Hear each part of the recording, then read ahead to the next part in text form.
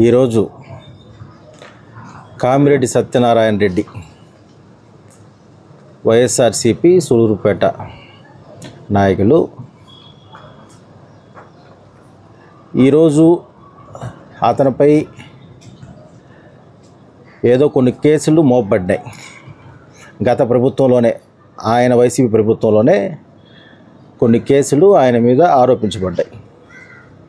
ఆ ఆరోపణలకు సమాధానం చెప్పవలసిందిగా ఈరోజు పోలీస్ శాఖ వారు విచారణకి హాజరవ్వమంటే హాజరయ్యి ఇప్పటి టీడీపీ ప్రభుత్వం మీద లేనిపోయిన ఆరోపణలు చేస్తూ ఉన్నాడు. అది అతని విజ్ఞతగా వదిలేస్తూ ఉన్నాం.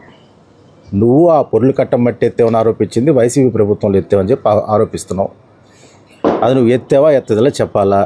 ఆ పొలం నీదే కాదా చెప్పాలా? నీది కాకపోతే వదిలి ప్రభుత్వం హ్యాండ్ ఓవర్ చేసుకుంటుంది, ప్రభుత్వం స్వాధీనం చేసుకుంటుంది. లేదు దాని ఓనర్ నేను అని చెప్పి ఎవరో ఒకరు వస్తారు కదా, నీది కాదు. అది నీకు చెప్పగానే నువ్వు ఒప్పుకుంటున్నావు నీది కాదని. రెండోది, నిజంగా కక్ష సాధించే ప్రభుత్వమే మాదైతే నువ్వు నీ గ్రామంలో ఒక చెరువు కట్ట వర్క్ వేసేవాడివే, వర్క్కి టెండరు వేసి పని చేయగలిగేవాడివే. ఇక్కడ ఎవరు కక్ష సాధింపు చేయలే. నీవు టెండర్ వేసుకున్నావు, టెండర్లో చేసుకుంటున్నావు, అది ఎవరు కాదనట్లా.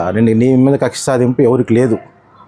కక్ష నువ్వు లేని పోనాటివి ఊహించుకొని నువ్వేదో ప్రభుత్వం మీద అసత్య ఆరోపణలు చేసి ఏదో పెద్దోడు కావాలా, జగన్మోహన్ రెడ్డి గారి దృష్టిలో పడలేదు నీ తాపత్రయం. అది మాకు తెలుస్తూ ఉంది. అదేవిధంగా నోరు తెరిస్తే మద్యం షాపులు మాట్లాడుతున్నావు. నువ్వు మద్యం షాప్ పెట్టింది నువ్వు, మద్యం షాప్ ఓపెన్ చేసింది నువ్వు. మద్యం షాపుల దగ్గర ఏదో గోంగూర చికెన్ అమ్ముతూ ఉండేది నువ్వు, గోంగూర లివర్ అమ్ముతూ ఉండేది నువ్వు, ఫ్రీ వాటర్ గ్లాసులు ఇస్తూ ఉండేది నువ్వు ప్రోత్సహిస్తున్నావు మద్యాన్ని.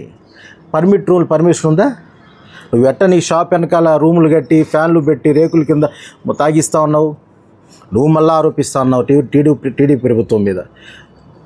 తప్పుల్ని కప్పిపించుకోవడానికి ప్రభుత్వం మీద ఆరోపణలు చేస్తూ ఉన్నావు. ముందు నువ్వు సక్రమంగా ఉండేది నేర్చుకో. వ్యాపారాలు చేస్తూ ఉండేది నువ్వు, అక్రమార్జన కోసం పాకులాడుతూ ఉండేది నువ్వు. అంతేగాని టీడీపీ ప్రభుత్వం మీద అసత్య ఆరోపణలు చేస్తే ఒప్పుకోము. అదేవిధంగా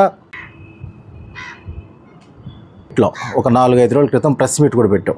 ఆ ప్రెస్ మీట్లో కూడా లేనిపోయిన ఆరోపణలు చేసావు. చిలకూరు గ్రామంలో జరిగిన హత్యారోపణలపైన కూడా లేనిపోయిన ఆరోపణలు చేసావు. ఆరోపణలకు కూడా కాలమే సమాధానం చెప్తుంది. అసలు నీకు అందరికన్నా ముందుగానే నీకెట్లా తెలిసింది? కరెంట్ షాక్తో చనిపోయాడని చెప్పి నువ్వు ఎట్లా ఆరోపించావు? నువ్వు ప్రభుత్వ ఆసుపత్రి కాడ పోస్ట్మార్టం రిపోర్ట్ రాకముందే నువ్వు ఏ విధంగా ఆరోపణలు చేయగలిగినావు?